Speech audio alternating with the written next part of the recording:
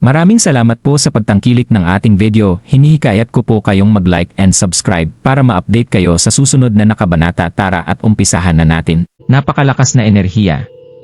Mukhang nag-a-activate ang inner core ng higanteng scale dragon sa loob ng katawan ng babae. Pero masyadong mahina ang kanyang lakas. Walang paraan para tuluyan itong mahigop. Ito ang perpektong oportunidad.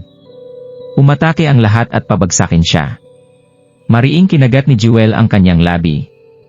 Nataranta siya dahil maraming tao ang sumugod para hulihin siya. Nang sandaling iyon ay kailangang mahigop ni Jewel ang Dragon Ball. Pero mayroong malakas na kapangyarihan ng Enchanted Beast ang Dragon Ball. Hindi niya ito kayang higupin sa loob ng maiksing oras dahil mahina ang kanyang kapangyarihan. Hindi na ito kaya pang kontrolin ni Jewel. Patuloy na nanginig ang kanyang katawan. Binuka niya ang mapupulang labi at nanghihinang sumigaw kay Daryl. "Nagdurusa ako, Mr. Psych!" Matindi ang pag-aalala ni Daryl sa kanyang nakita. Sumigaw siya kay Jewel. "Huwag kang mag-alala, Jewel, nandito ako, magiging maayos ang lagay mo. Mapunta ka sa impyerno, Daryl." Nang iniwas ni Jewel ang atensyon ni Daryl, ay malupit na ngumiti si Xiangju, at hindi siya nag-alangang gamitin ang kanyang internal na enerhiya para suntukin si Daryl.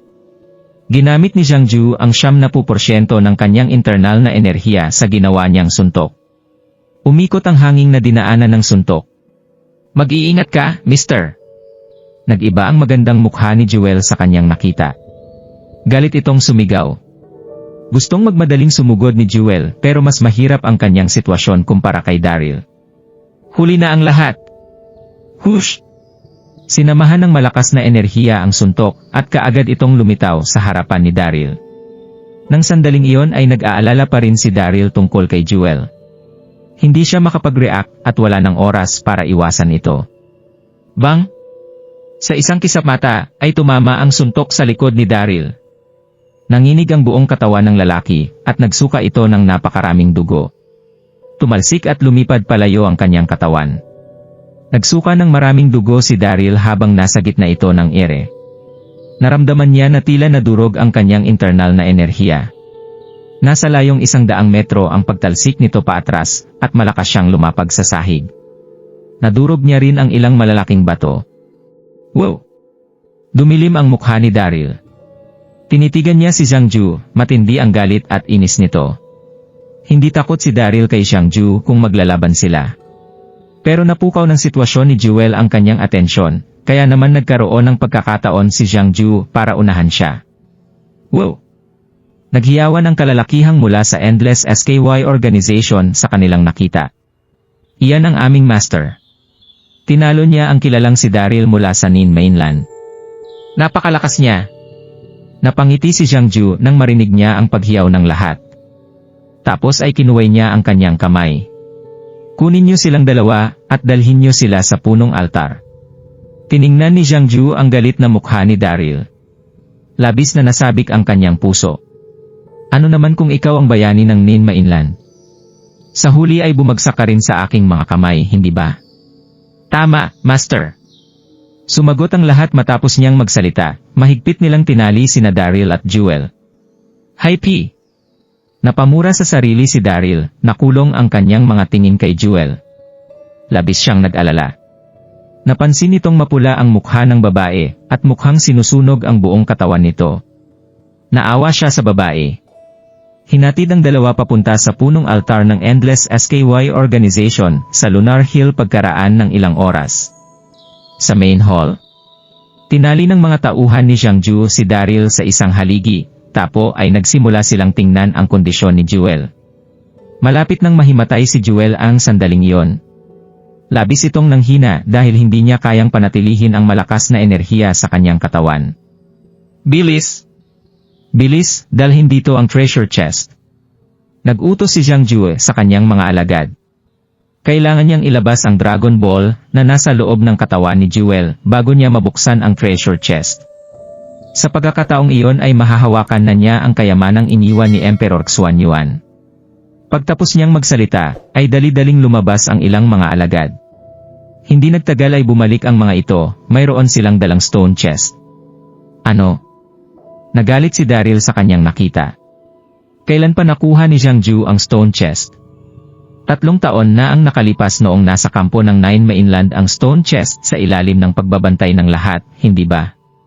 Hindi alam ni Daryl na suwamilalim sa pagbabantay ng pamilya Carter ang stone chest nang natapos ang digmaan, pero niloko sila ni Jiangju ilang araw na ang nakalipas.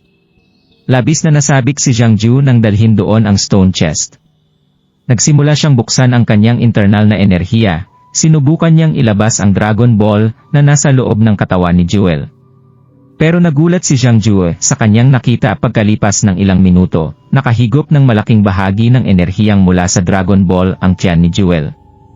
Kailangan niyang ipasok sa elixir oven ang babae kung gusto niyang makuha ang Dragon Ball. Nasasayang ang oras ko. Nagalit si Jiangju. Malamig siyang nagsalita. Tapos ay itinaas niya ang kamao at sinuntok si Jewel sa tiyan. Suka! Labis na nanghina si Jewel, hindi niya kaya ang suntok na yon. Mabilis siyang sumuka ng dugo.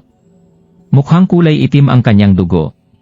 Nakita na mayroong kasamang lason ang suntok nito. Pagkalipas ng 2 segundo ay nangitim ang balat sa buong katawan ng babae. Jewel! Sumigaw si Daryl. Nagpira-pirasp ang kanyang puso. Napakabanayad at mabait na tao si Jewel, pero kailangan niyang dumaan sa ganitong klase ng paghihirap. Tumawa si Jiangju. Natuwa siya nang makita niya ang napakalungkot na si Daryl. Nasasaktan ang puso mo, Daryl. Naisip mo ba ang pangyayari ngayong araw noong pinilit mo akong lunukin ang Heaven Cult Elixir? Tinawag na nin Silence Poison Punch ang aking suntok. Mamamatay sa matinding lason ang sino mang tatamaan nito. Malamig na nagbigay utos si Jiangju. Itali niyo siya sa stone chest at itapon sa ilog sa likod ng burol. Siyempre, ay hindi gustong itapon sa malayo ni Jiangju ang stone chest at si Jewel. Mayroong isang ilog sa river north ng Lunar Hill na hindi nakatapat sa araw. Malamig ang tubig sa ilog. Mamamatay na si Jewel sa nakalalasong suntok. Gusto niyang ibabad ito sa napakalamig na tubig para mapabilis ang paggawa ng elixir. Gusto lamang niyang masira ang pakiramdam ni Daryl kaya niya ito sinuntok.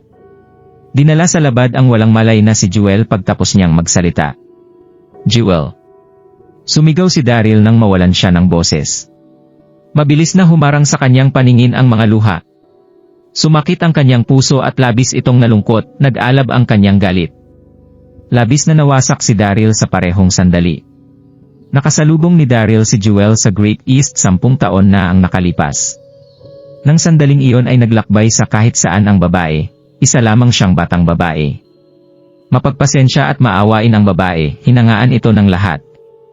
Parang nakababatang kapatid na ang turing sa kanya ni Daryl. Gusto niyang bigyan ng magandang buhay si Jewel nang umayos ang sitwasyon ng komunidad. Hindi niya inakalang papatayin ni Jiangju si Jewel bago pa dumating ang araw na iyon. Matindi ang kanyang galit. Namula ang mukha ni Daryl habang nakatitig siya kay Jiangju. Labis na natuwa si Jiangju nang makita niya ang paghihirap ni Daryl. Malamig ang naging ngiti nito. Nadudurog ang puso mo, tama ba, Daryl?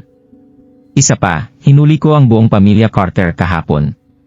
Lahat sila ay nasa presinto sa likod ng bundok. Tumaawa si Jiangju. Mas lalo ka bang nagalit ngayon? Huwag mo akong sisihin, ikaw ang pagsubok sa pangarap kong masakop ang Nine Mainland. Huwag kang mag-alala, ipapadala ko ang pamilya Carter pagtapos kitang patayin para magkita kayo sa impyerno. Papatayin kita! Parang baliw na sumigaw si Daryl. Sumabog ang napakalakas na enerhiya mula sa kanyang katawan. Nagpira-piraso ang mga bakal na kadenang nakapalibot sa kanyang katawan. Pinilit pakalawan ni Daryl ang mga acupoints sa ilalim ng matinding galit na kanyang naramdaman. Gusto kitang mamatay. Galit na sumigaw si Daryl nang iangat niya ang pareho niyang mga kamay. Mabilis na nag-iba ang nakapalibot na hangin. Sumunod ay sinuntok niya si Jiangju. 1,000 kalamidad. 1,000 kalamidad, iyon ang sikretong teknike na nakultivate ni Daryl sa kailaliman ng bibig ng bulkan. Hindi niya nagagamit ang pamamaraang iyon sa normal na mga pangyayari. Sasabog lang ito kapag nasa labis na kalungkutan ang paghihinagpis ang lalaki. Wow! Huminga ng malamig ang mga alagad ng Endless SKY Organization nang makita nila yon. Malamig nang ngumiti si Jiangju. Hindi na masama. Maaari mo pa ring piliting buksan ang mga acupoints mo. Hindi nakapagtatakang sobrang sikat ka sa Nin Mainland. Malamig na sabi ni Jiangju. Malamig ang ningning sa mga mata nito. Pero hindi magiging madali sa'yo ang patayin ako. Matapang na itinaas ni Jiangju ang kanyang palad habang nagsasalita, nakita ang gintong liwanag at nawasak nito ang langit at lupa nang sumugod ang lalaki. Hawak nito ang higanteng gintong palakol. Kasing lakas ng liwanag ng ilaw ang nanggaling sa palakol, yon ang SKY Breaking Axe. Ano? Lumubog ang puso ni Daryl nang makita niya ang SKY Breaking Axe. Nagulat siya. Nasa kanya ang SKY Breaking Axe. Hindi nakapagtatakang wala itong takot kung umasta. Masyadong nakakamuhi si Jiangju, nasa kanya pala ang SKY Breaking Axe, at hindi niya ito pinakita. Ginamit niya lang iyon sa pinakamahalagang pagkakataon. Isang nakakamuhing nilalang. Tumingala sa langit si Jiangju at tumawa siya nang makita niya ang reaksyon ni Daryl. Nasorpresa. Well, nasa akin ang SKY Breaking Axe pero tinago ko ito. Daryl, tinago ko ang SKY Breaking Axe dahil gusto kong hintayin ang araw na makukuha ko ang buhay mo. Inimbestigahan ng isang pamilyang cultivator mula sa South Cloud World ang well-deserted secret region noong nakaraang taon. Isang pagkakataon nang makita nila ang SKY Breaking Axe. Nalaman ni Jiangju ang tungkol doon, kaya naman nagpadala ito ng mga tao para wasakin ang buong pamilya para makuha niya ng SKY Breaking Axe. Sa nakalipas na taon ay tinago ni Jiangju ang SKY Breaking Axe para magamit niya ito laban kay Daryl. Gusto niyang gamitin ito sa Valley of Death. Pero nagawa niyang mahuli si Daryl dahil natuon ang atensyon ng lalaki kay Jewel, kaya hindi na niya kinailangang gamitin ito. Sa puntong iyon, hindi nag-alangan si Jiangju para gamitin ito dahil naranasan na niya kung paano magalit si Daryl. Bang, bang, bang. Tumama sa gintong liwanag ang suntok ni Daryl. Sumabog ang malakas na aura. Mabilis na nawasak ang buong main hall at napuno ng mga abo at alikabok ang buong lugar. 10 hakbang ang ginawa ni Jiangju nang napaatras ito kasama ang mga abo at alikabok.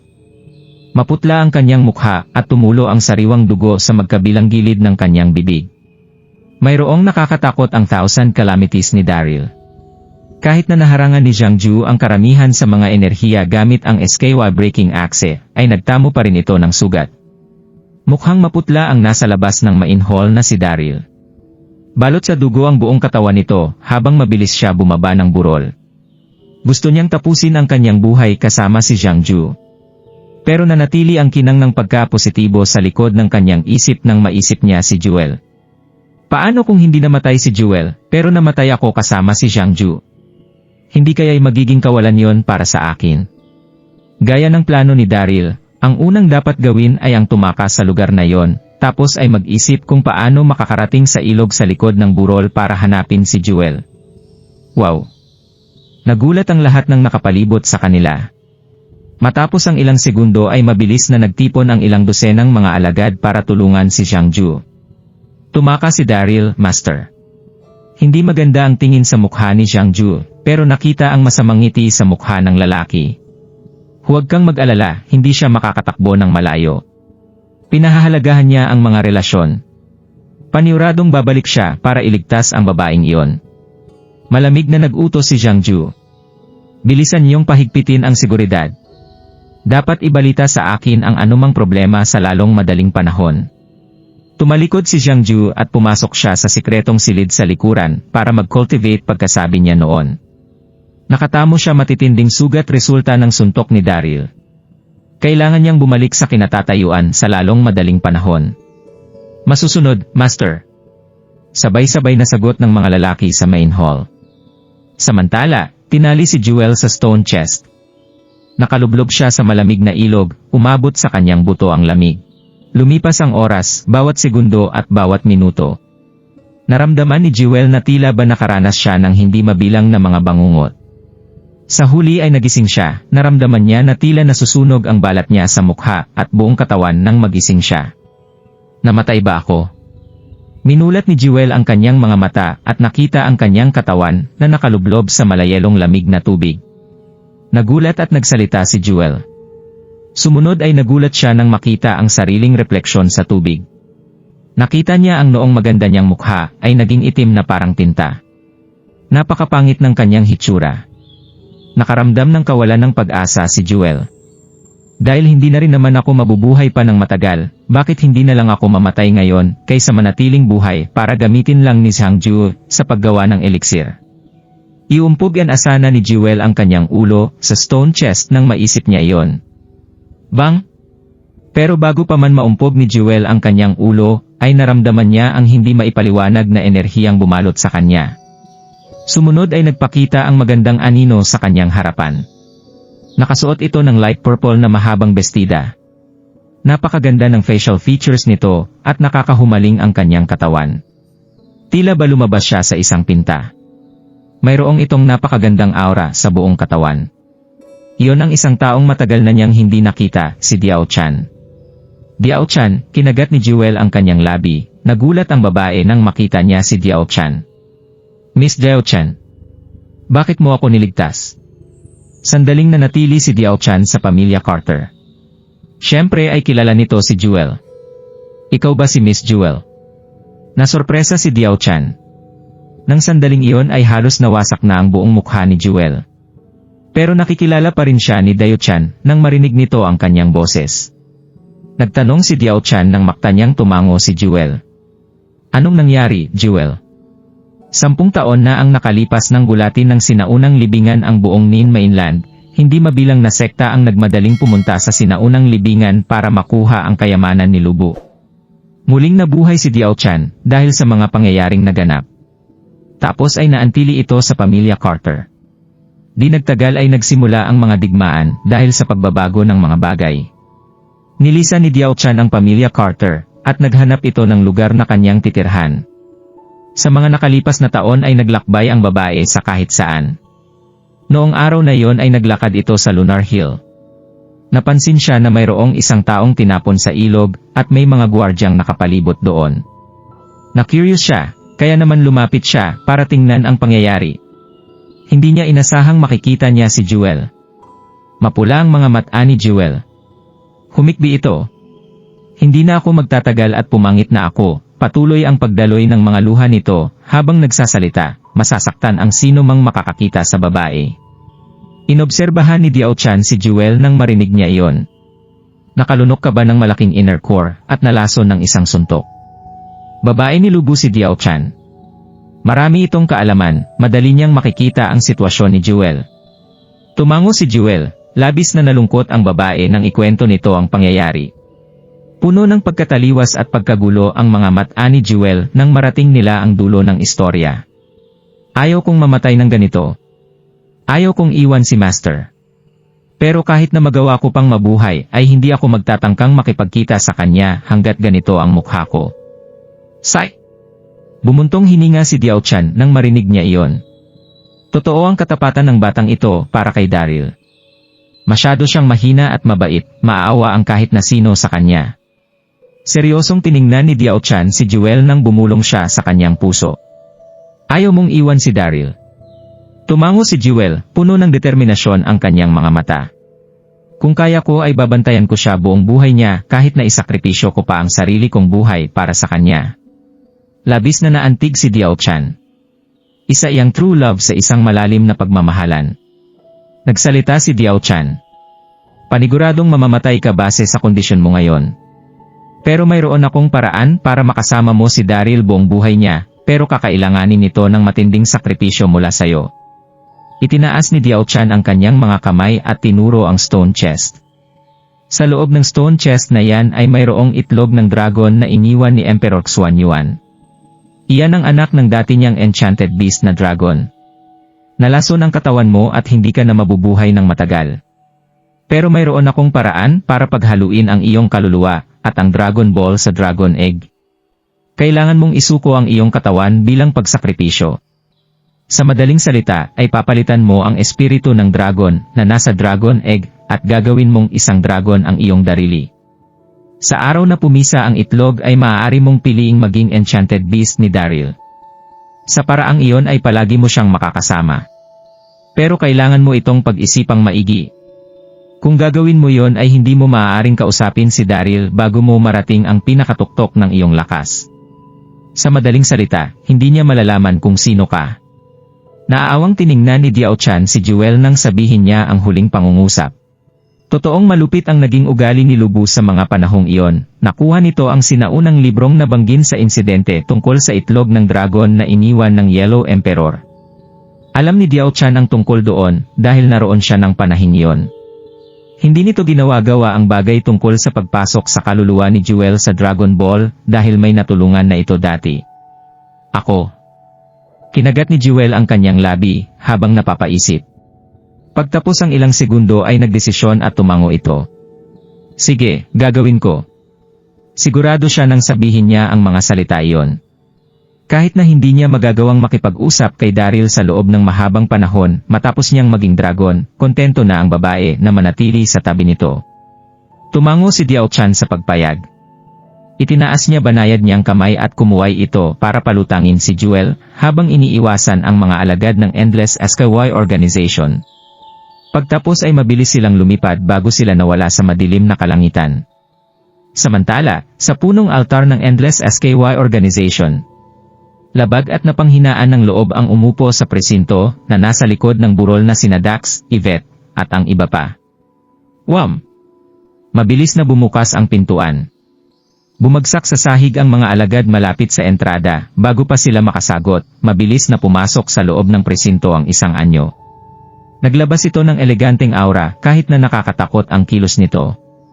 Iyon ay si Chester. Kapatid na Chester. Master Wilson. Nagalit at nagulat si Yvette at ang mga tao nang makita nila ang mga ito. Nilapitan sila ni Chester at sumenyas ito para tumahimik ang lahat. Shush, huwag niyong alertuhin ang mga bantay na nasa labas. Ilalabas ko kayo rito sa lalong madaling panahon.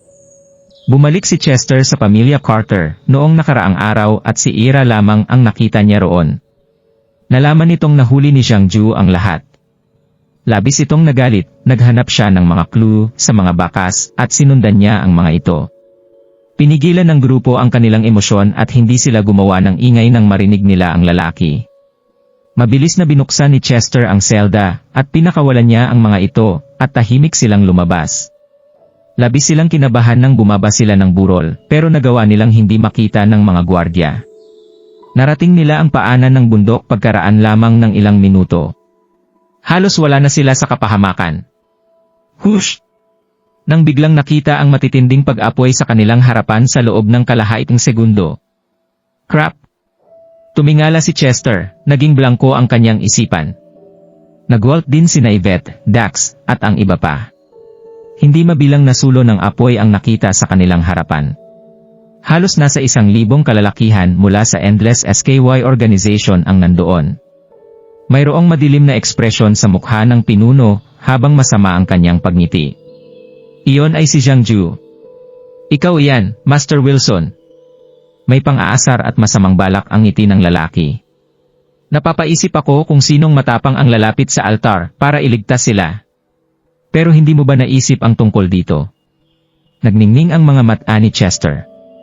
Hindi siya sumagot.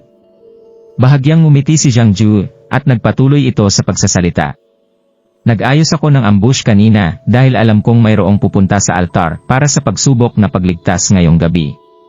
Hindi ko inakalang mabilis kayong mahuhulog sa patibong.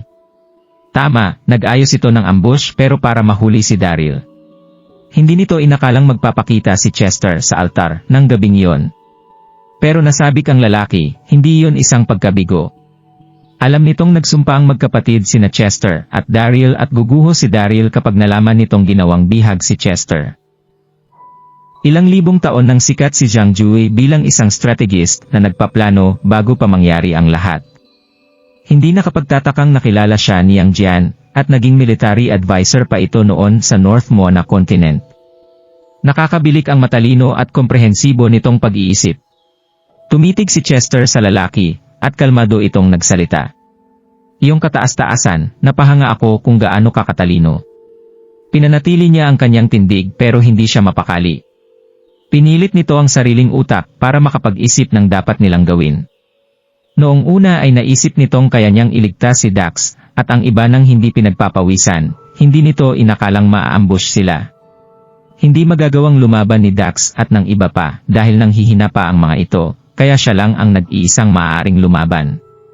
Suminghal si Jiang Ju, hindi ito nagsalita pa. Hush! Mabilis na nagdali-dali ang elites ng Endless SKY Organization palapit sa kanila para palibutan si Chester at ang iba pa na parang mga Iron Bastion. Hi P! Namula ang mga mata ni Dax nang sumigaw ito. Kailangan nating lumaban, kapatid na Chester. Naisip nitong itodo nila ang lahat at lumaban hanggang sa abot ng kanilang makakaya dahil baka hindi na sila makatakas sa araw na iyon. Susugod and asa na ito nang pigilan siya ni Chester. Sandali, Dax. Seryoso ang ekspresyon ni Chester nang sabihin niya yon, umiling ang nito dahil sa naging aksyon ni Dax. Nag-alala ang lalaki na natiling mainit ang dugo ni Dax matapos ang napakaraming taon. Malinaw na mamamatay sila kung lalaban sila at ganoong ang kanilang sitwasyon. Humakbang si Chester habang napapaisip ito. Pagtapos ay lumingon siya kay Jiang Ju at nagsalita. Iyong kahusayan, anong dapat naming gawin para pakawalan mo kami? Palaging isang maingat na tao si Chester at hinding-hindi nito isusuko ang sarili buhay para sa wala. Isa pa, sa tinig nito at hindi sila papatayin ni Jiang Ju sa oras na yon. Ngumiti si Jiang Ju habang nakatitig ito sa kanila. Narinig ko ang tungkol sa reputasyon ng eleganteng Master Wilson mula sa Eternal Life Palace Sect, mukhang totoo nga iyon. Mabuti naman at napanatili mo ang iyong tindig sa kabila ng nakakawalang pag-asang sitwasyon. Naging seryoso ang ekspresyon ng mukha nito. Walang paraan para palayain kita pero maaari kong pag-isipan kung hahayaan kitang mabuhay sa isang kondisyon. Sandaling naniga si Chester at nagtanong ito habang nakakunot ang kanyang noo. Ano yon? Mangako ka ng katapatan sa akin. Lumabas ang masamang ngiti sa mga labi ni Jiang Ju. Magmula ngayon ay buong katapatan mo akong pagsisilbihan. Ano? Napanganga sa gulat galit si Dax at ang iba pa nang marinig nila ang sinabi ng lalaki. Nakakamuhing tinanong ni Jiang Ju ang kapatid na Chester para sumuko sa kanya. Walang paraan para sumuko sa iba dahil isa siyang matuwid na tao, lalo na sa kasing sama ni Jiang Ju. Gusto mong sumuko sa'yo si Master Wilson? Nananaginip ka ata. Huwag ka nang magsayang ng oras sa kanya, kapatid na Chester. Lumaban tayo. Tama, mamamatay na lang kami kaysa sumuko. Sumabog ang mga galit na pagsigaw ng grupo habang pinupunan nila si Jiang Ju. Pero nanatiling nakatayo si Chester habang tahimik na nag-iisip. Phew. Sa wakas ay natauhan ito at diretsyo niyang tiningnan si Jiang Ju. Sige, sang-ayon ako.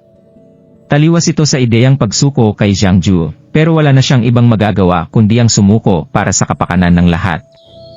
Plinano niyang kunin ang tiwala ni Jiang Ju sa ngayon para panatilihing ligtas sina Dax. Maghihintay ito ng pagkakataon para pakawalan sila. Nagulat si Dax at ang iba pa. Nababaliw ka na ba, kapatid na Chester? Gulat na tumitig si Dax kay Chester. Bakit ka sumang-ayon? Isa siyang bastos. Nagulat siya nang sumuko si Chester kay Jiang Ju dahil palagi nilang nirespeto ang lalaki. Sumunod ang iba kay Dax. Master Wilson, pipiliin na lang naming mamatay kaysa sumuko. Isang kahihiyan ang sumuko ng gaon sa isang tao. Huminga ng malalim si Chester at mapait nitong inisyan ang grupo bago niya tingnan si Dax at saka nagsalita. Dax, nasa teritoryo niya ako. Kailangan kong sundin ang mga panuntunin niya. Base sa sitwasyon natin ngayon ay mamamatay tayo kapag hindi tayo sumuko. Isa pa, may malawak na paningin si Mr. Jiang. Noon pa lang ay hinahangaan ko na siya, kaya hindi ako mahihiyang paglingkuran siya.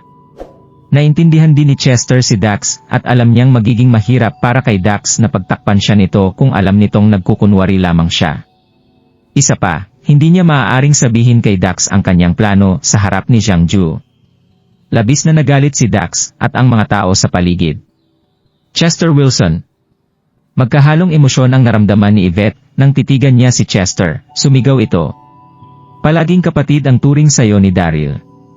Hindi ako makapaniwalang isa ka rin palang duwag. Nagalit ito. Hindi na tayo magkaugnay pagtapos nito. Hindi yan nakita ituturing bilang kapatid ko. May nakatago sa kanyang mga mata sa kabila ng mga lumabas na salita sa kanyang bibig.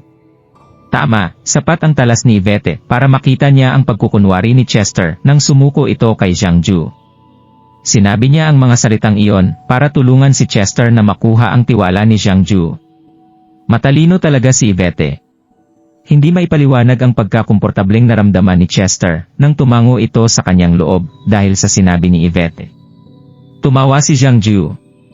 Natuwa ito at humarap kay Chester. Handa ka bang mangako ng katapatan sa akin? Lumapit si Chester at malakas itong nagsalita. Isa kang henyo, Mr. Jiang. Isa itong karangalan para sa akin, si Chester Wilson, para pagsilbihan ka. Siguradong susundin kita magmula ngayong araw at hindi ako takot sa kahit na anong panganib para magawa ko ang aking trabaho. Iyan ay magandang malaman. Ngumiti si Jiang Ju nang ituro niya ang alagad ng pamilya Carter, at kalmadong nagsalita. Hindi ganoon kasimple para maging alagad ko. Patayin mo siya at maniniwala akong seryoso ka. Matalino si Jiang Ju para subukan si Chester sa ganoong paraan dahil hula nito ay nagkukunwari lamang ang lalaki. Ano? Nanginig ang loob ni Chester at hindi ito nakagalaw. Walang awa si Jiang Ju para makaisip ng isang malupit na pagsubok para sa lalaki. Tinukoy nito ang isang alagad ng pamilya Carter, ang pamilya ni Daryl. Paano niya magagawang patayin ito? Kita ang takot sa mukha ni Dax at ng iba pa habang nakatitig ang mga ito kay Chester. Gagawin niya ba ito? Matinding namawis sa takot ang pamilya Carter. Blanko ang mukha ng nakatitig na si Chester. Walang makikitang emosyon sa mukha nito kahit na hirap na ang loob niya. Nag-isip ito kung dapat niya bang patayin ang lalaki. Nag-alala ito na baka makita ni Jiang Ju ang kanyang plano kapag hindi niya yon ginawa. Pero habang buhay na siya madudungisan ng dugo ng pamilya ni Daryl at hindi niya ito mahugasan pa kapag pinatay niya ang lalaki. Anong problema? Napansin ni Jiang Ju na napahinto si Chester, bahagya itong tumawa. Kailangan mo pa ba iyong pag-isipan ng ganyan katagal kung sumang-ayon ka na sa pagsuko ng katapatan sa akin? O baka umaarte ka lang? Ako. Pinagkiskis ni Chester ang kanyang mga labi. Mr. Jiang, huwag niyo itong masamain. Ang pagpatay sa isang walang kwentang miyembro ng pamilya Carter ay hindi magiging sapat para ipakita ang aking pagiging totoo. Isasakripisyo ko ang aking braso para patunayan ang katapatan ko. Nilabas ni Chester ang kanyang longsword at kasing bilis ng kidlat nitong hiniwa ang kaliwa niyang braso at sumirit ang dugo kahit saan. Gasp! Huminga ng malamig na hangin si Chester nang bumaba ang dugo mula sa kanyang mukha. Ito ay matinding nagulat sina Jiang Ju, Daz, at ang iba pa sa kanilang nasaksihan. Hiniwa niya ang braso niya para matanggal ito. Nagdurusa si Yvette, halos hindi niya mapigilan ang kagustuhan niyang lapitan si Chester. Pinili ng kapatid na si Chester ang gawin yon kaysa ipahamak ang isa sa amin. Pero alam niyang masasayang ang sakripisyo ni Chester kapag pinakita niya ang kanyang pag-aalala. Pinigilan niya ang sarili nang maisip niya iyon. Mr. Jiang! Binalot ni Chester ang kanyang sugat habang nakatitig siya kay Jiang Ju. Napatunayan ko na ang aking katapatan. Mayroon ka pa bang hinala? Hindi man lang siya tumingin sa naputol niyang braso naan sa lapag. Wala lang sa kanya ang mawalan ng kamay kumpara sa mailigtas ang buhay ng ibang tao. Phew! Huminga ng malalim si Jiang Ju at ilang segundo itong tumitig kay Chester bago tuluyang tumango. Sige, Master Wilson, isa kang hindi mapapantayang lalaki. Sasayangin ko lang ang iyong talento kung mayroon pa akong hinala. Lumingon ito sa kanyang mga kasamahan at nagbigay ng utos. Bilis, gamutin niyo ang sugat ni Master Wilson. Dalhin niyo sa selda ang iba. Nanigas at mabilis na sumigaw si Chester. Mr. Jiang, hindi ba't pinangako niyong? Nakangiti itong inantala ni Jiang Ju. Sumang-ayon lamang akong hahayaan silang mabuhay, hindi ko sinabing papalayain ko sila. Hi P! Labis na uminit ang dugo ni Chester sa kanyang narinig. Masyadong mapanlinlang ang lalaki. Hindi na makalaban pa sina Dax at ang iba dahil masyado na silang pagod. Mabilis na tinali ang lahat at dinala ang mga ito sa selda. Pumunta sa altar hall si Chester dahil sa imbitasyon ni Jiang Ju. Mr. Jiang! Umupo sa hall si Chester.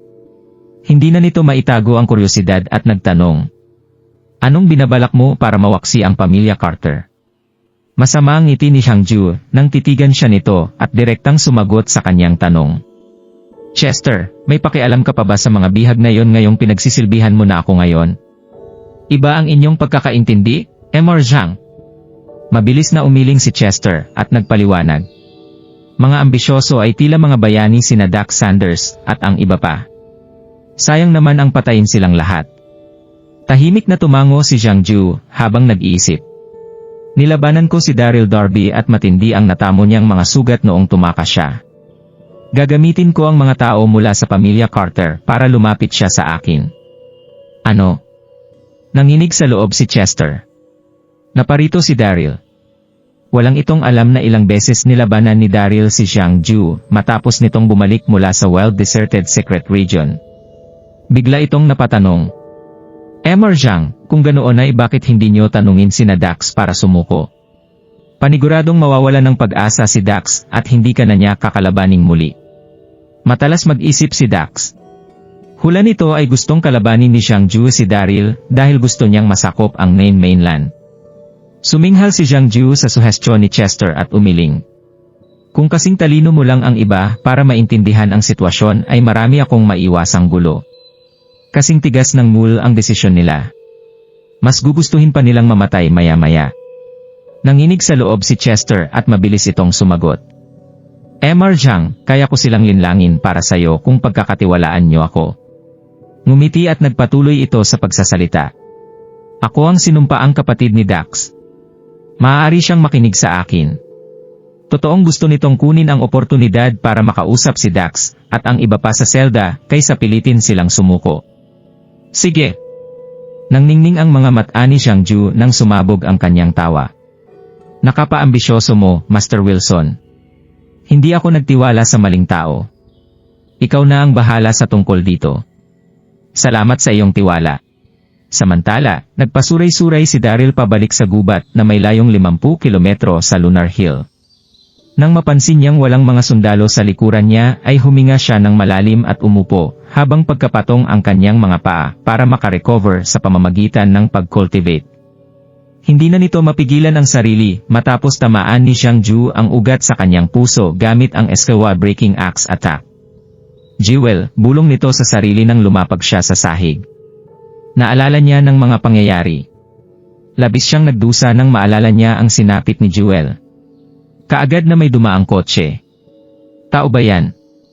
Tara, tingnan natin. Huminto ang sasakyan nang mapansin nila si Daryl, bumaba ang ilang tao mula roon. Pinamunuan sila ng 18 anyos na babae. Kasing ganda ng isang paru-paro ang magandang mukha at pangangatawan nito. Iyon ay si Cheyenne Yak, ang pinakamatandang young miss ng pamilya Yach sa Miss Loren. Ilang henerasyon ng business family ang pamilyang ito pero nag-cultivate sila nitong mga nakaraang tao dahil sa normalisasyon sa pag-cultivate. Naging sikat na pamilya sila ng mga cultivator sa Miss Loren sa nakalipas na 2 taon. Sumunod sa likuran ni Cheyenne ang ilang kalalakihang nakasuot ng itim na suits. Iyon ang kanyang bodyguards. Naglakad palapit si Cheyenne at nakita ang malaking pagkagulat sa mukha nito nang makita niya ang tila may sakit na si Daryl. Napansin niyang mamamatay ito sa mga natamong sugat. Halos hindi na ito humihinga pero hindi ito matigil kakabulong. Yumuko si Cheyenne at mahina itong tumawag. Hey, ayos ka lang ba? Nagdedeleryong tumitig si Daryl sa babae dahil sa sorpresa nang marinig niya ang boses nito. Jewel. Niyakap niya ang babae bago pa makapag-react si Cheyenne. Sumigaw ito dahil sa gulat at pagdurusa. Maayos ang lagay mo, Jewel. Gumaan na ang pakiramdam ko. Inakala ni Daryl na si Jewel si Cheyenne dahil sa kanyang lagnat at hindi niya makontrol ang naiyang mga emosyon. Nagulat din ang mga gwardiya sa paligid na irita ang mga ito. Gusto bang mamatay ng batang yan? Sino siya para samantalahin ang pinakamatandang young miss? Hush! Nahiya at nainis si Cheyenne dahil sa biglaang pagyakap ni Daryl. Pinilit nitong kumawala sa mga braso ng lalaki. Iwan siya sa burol para lapain ng mga lobo. Nakakamuhi. Sinubukan akong samantalahin ng lalaking iyan kahit na tinignan ko lamang ang lagay niya dala ng pagmamalasakit. Dash. Nagsimulang dahil ng mga bantay si Daryl hindi matamnang burol. Sandali! Narinig at nag-echo ang isang salita at nagdali-daling lumapit ang isang guwapong lalaki. Nakatitig ang mga mata nito kay Daryl. Si Zubeji. Palaging malaya at madali ang naging buhay ni Zubeji. Nakilala niya si Daryl sa Yellow Sea Continent ilang taon na ang nakalipas. Nagkaroon ng pag-uusap ang dalawa para magkita sila sa isang inn sa maliit na bayan. Ngunit hindi niya sina Daryl at Debra, samantalang hindi rin mahagilap sa kahit saan si Chantel nang bumalik siya sa inn. Hinanap niya ang mga babae sa ilang lugar pero nabigo itong makita ang dalawa. Naisip niyang sumama ang mga ito kay Daryl at umalis. Gusto niyang tumulong sa sumunod na labanan sa pagitan ng Nine Mainland at Raksasa Tribe. Pero nakatanggap siya ng balitang nagkaroon ng kasunduan ang parehong panig. Naglakbay ang lalaki dahil walang nangyayarong digmaan. Narating niya ang Mist Loren noong nakaraang taon at nasalubong nito ang Yape nang nakawan sila ng mga bandido. Tinulungan niya ang mga ito para magkaroon ng hustisya. Naroon si Chien at hinangaan nito si Zubaji dahil sa taglay na sigla at tapang nito, kaya naman tinanong niya ang lalaki kung pwede bang maging master niya ito. Master! Tumingin si Chien kay Baji at may pagtataka itong lumapit. Kilala mo ba ang lalaking ito? Patuloy na tumitig si Zubaji kay Daryl dahil sa pagkasabik, hindi ito sumagot sa tanong ng babae. Bilisan niyong ibalik siya. Bilang isang master ng pagbabalat kayo ay nakilala nito si Daryl. Isang tingin lamang ang kailangan nito para makilala ang lalaki kahit na mayroong makup at peklat ang mukha nito. Kung nagustuhan mo ang mga ganitong video, huwag mong kalimutan mag-like and subscribe. Panoorin mo na rin ang mga naunang kabanata para lalong maubos ang oras mo.